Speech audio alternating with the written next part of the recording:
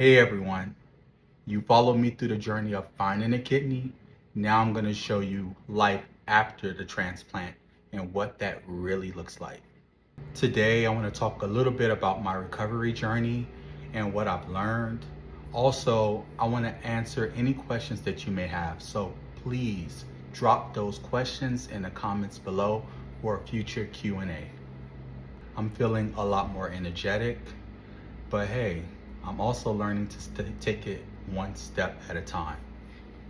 So after the transplant, this was a different experience from my first transplant.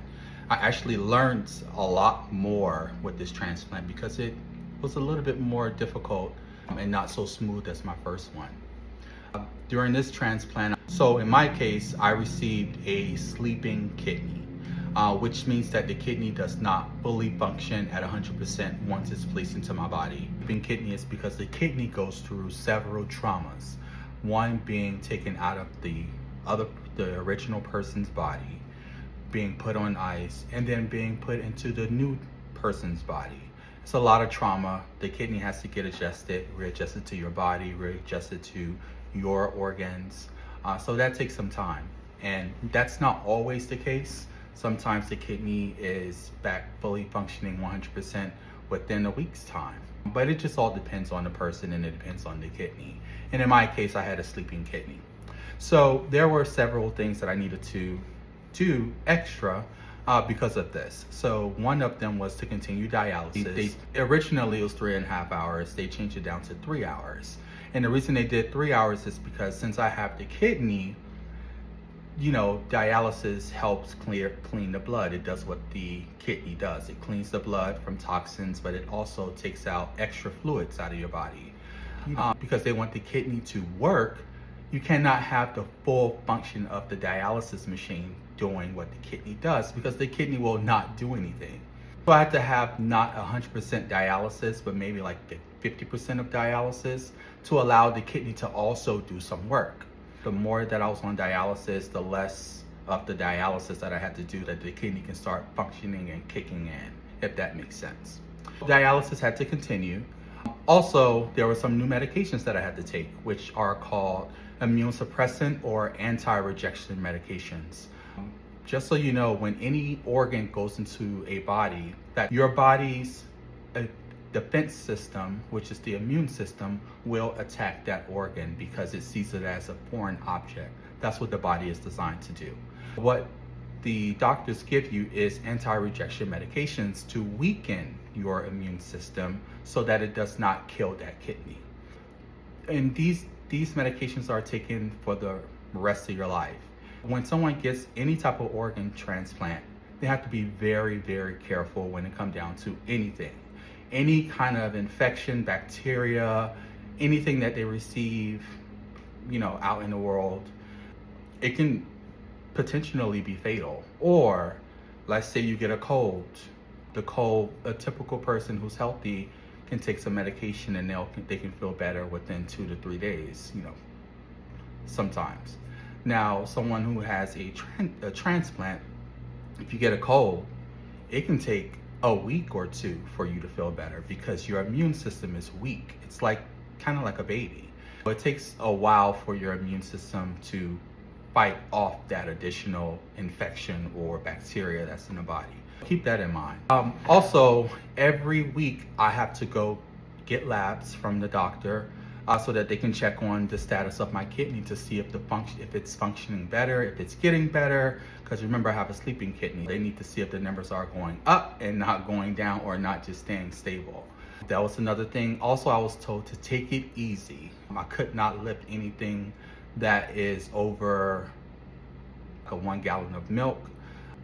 And that's another thing too. You have to really treat your body nice. Be nice to your body. If you're somebody who's like me, who kind of is impatient, who like to get things done quickly, fast, it can be very challenging because you're ready for your kidneys to start working.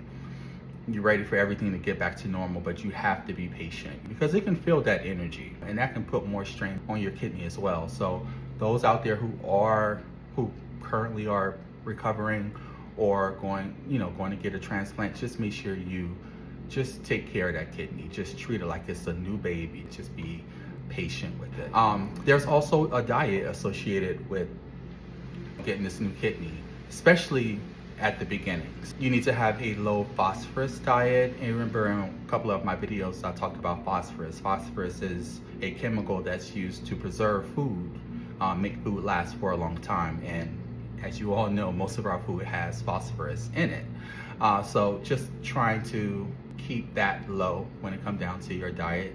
Also, salty foods, so sodium, very low, and also potassium. So those are the main things I needed to make sure that I pay attention to when it comes down to eating. If you're in my situation where you have a sleeping kidney, don't even think about any fast food. Try to eat everything at home, cook everything at home, or if you don't know how to cook, try to get somebody to cook for you. But cooking at home is the best option because you know what exactly is in your food. You know how much salt is. There is a book that was given to me. Now, all facilities don't have this book. Emory is a really great facility, really great facility. But they have a book here that talks about literally everything that you would need to know about aftercare when it comes down to after transplant. And one of those things is the daily record. So I have to complete this on a daily basis. It has the time, the date, my weight, temperature, blood pressure, urine output, and those who have diabetes, glucose level. So you have to fill this out on a daily basis. And those 2 times that you go do blood work, the doctor will sometimes ask you to take a look at this. They want to see how everything is going. They want to know if your weight is stable. Also, if your temperature is not below, I believe it's 97.0. I might be wrong. Please don't quote me on this. Your blood pressure, that top number cannot be above 170. If it's over 170, it's an issue. They do give you a coordinator, so you need to contact that coordinator immediately so that they can go ahead and adjust those blood pressure medications. And then of course the urine output. So for me, because I have a sleeping kidney, my urine output at the beginning was very low. I was so concerned. I just thought that I had a rejection with the kidney. I really did. Sometimes, it's not often, but sometimes you can get a transplant and your body just rejects it. Your body immune system is too strong and the medications just don't work to suppress your immune system, and it kills the kidney. But in my case, that did not happen. It just was taking its time to start working. So my input was very low, but after about the 2.5 week mark, that's when my urine input skyrocketed to regular levels. So I started to feel really good about that.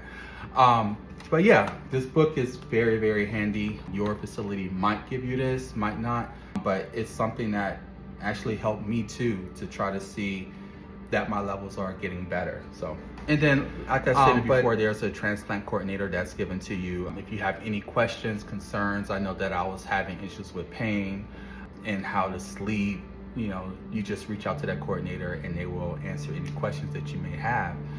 But other than that, it was a rocky start for like maybe the first 3 weeks, just with the pain and the not being comfortable. But I would say after that third week, I started to feel better. So thank you so much for being a part of this journey with me. Please be sure to follow, subscribe, so that you can be a part of the Q&A that I do, where I dive deeper into your questions on the next video. I love you. Be good. Peace.